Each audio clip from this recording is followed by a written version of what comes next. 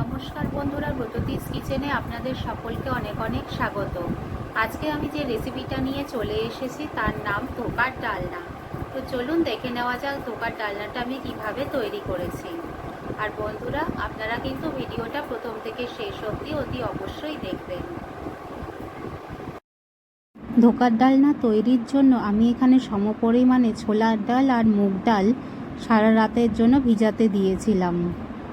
এবার সেটা তুলে নিয়েছি। এবার দুটো ডালকে একটা মিক্সিং বোলের মধ্যে দিয়ে ভালো করে পিষে নেব।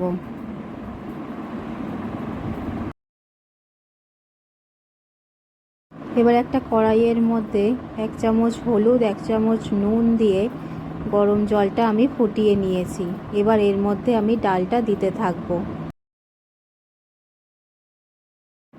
নাড়তে নাড়তে কিন্তু ডালটা এক পর্যায়ে ঘন হয়ে আসবে।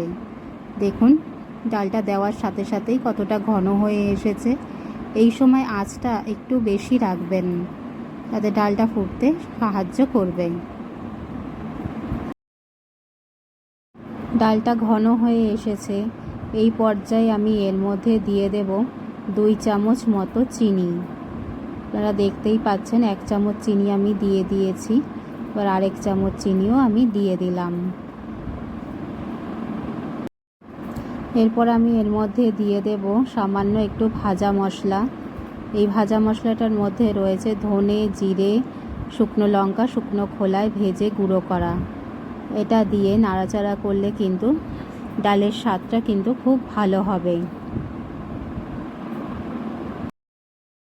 ডালটা যখন এই পর্যায়ে আঠালো মতো হয়ে যাবে, তখন একটা থালাতে তেল মাখিয়ে তার মধ্যে আমি এই ডালটাকে তুলে নেব এবং সুন্দর করে ছড়িয়ে দেব, যাতে এটা জমে যায়। এবার আগে থেকে কেটে রাখা কিছু আলুকে আমি নুন হলুদ মাখিয়ে সুন্দর করে ভেজে নেব। আলুগুলো ভাজার পর ঠিক এরকম লাল লাল হয়ে গেছে। এবার আমি এগুলোকে একটা পাত্রের মধ্যে তুলে নেব। থালার মধ্যে ছড়িয়ে রাখা ডালটাকে এবার আমি ধোকার আকারে কেটে নিয়েছি। এগুলোকে আমি এবার ভেজে নেব। কড়াইতে কিছুটা তেল গরম করে নিয়েছি। এবার ধোকাগুলো আমি আস্তে আস্তে এর মধ্যে দিয়ে ভালো করে সুন্দর লাল লাল করে ভেজে নেব। দেখুন, আস্তে আস্তে আমি ধোকাগুলো তেলের মধ্যে ছাড়ছি। এগুলো কিন্তু লো ফ্লেমে ভাজলেই সব থেকে বেশি ভালো হয়, ভিতর থেকে ভাজাটা সুন্দর হয়। দেখুন, ধোকাগুলো কি সুন্দর লাল লাল করে আমি ভেজে নিয়েছি। আপনারা এই পর্যায়েতেও কিন্তু খেতে পারেন, অথবা ডালনা বানিয়েও খেতে পারেন। এরকম ভাজা খেতে কিন্তু খুবই ভালো লাগে। এবার আমি তেলের মধ্যে আদা বাটা, লঙ্কা বাটা, টমেটো বাটা দিয়ে সামান্য হলুদ দিয়ে দিয়েছি। দিয়ে ভালো করে এটাকে নেড়ে নিচ্ছি। আর আমি এর মধ্যে দিয়ে দিয়েছি একটা তেজপাতা আর শুকনো লঙ্কা। এটা দিয়ে আমি সুন্দর করে মশলাটা ভেজে নেব। একটুখানি নুনও দিয়ে দিলাম। যতক্ষণ না পর্যন্ত তেল উঠছে মশলার উপর, ততক্ষণ আমি ভেজে নেব।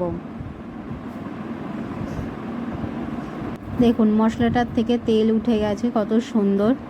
এবার আমি এর মধ্যে দিয়ে দেব সামান্য একটু কাজু বাদাম বাটা। এটা দিলে কিন্তু ঝোলের স্বাদটা খুব ভালো হয়। এটা দিয়ে আমি কিছুক্ষণ নাড়াচাড়া করে নেব।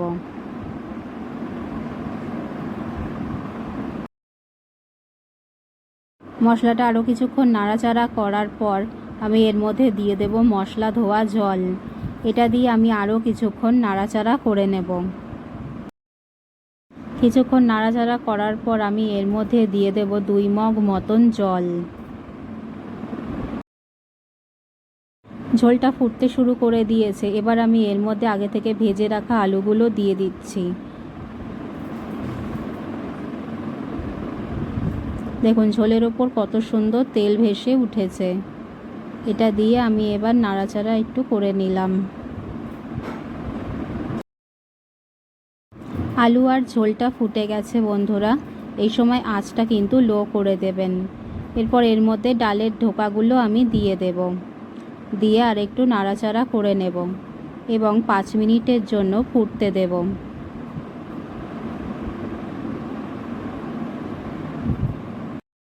5 মিনিট ফোটানোর পরে বন্ধুরা এটা আরও কিছুক্ষণ ফোটানো প্রয়োজন, তাই মোটামুটি 10 মিনিট মতো আমি এটাকে ফুটিয়ে নেব। এবার আমি এর মধ্যে দিয়ে দিচ্ছি নারকেলের দুধ। এই নারকেলের দুধটা দিলে কিন্তু খেতে খুবই ভালো লাগে। নারকেলের দুধটা দিয়ে আমি কিছুক্ষণ এটা নাড়াচাড়া করে নেব। এবার এটাকে আমি হতে দেব, ফুটতে দেব। 10 মিনিট পরে বন্ধুরা একেবারেই রেডি আমাদের ধোকার ডালনা। তাহলে আপনারা দেখলেন তো কত সহজে ধোকার ডালনাটা তৈরি হয়ে গেল। আমার রান্না ভালো লাগলে আপনারা চ্যানেলটাকে লাইক, শেয়ার, সাবস্ক্রাইব অতি অবশ্যই করবেন। ভালো থাকবেন। ধন্যবাদ।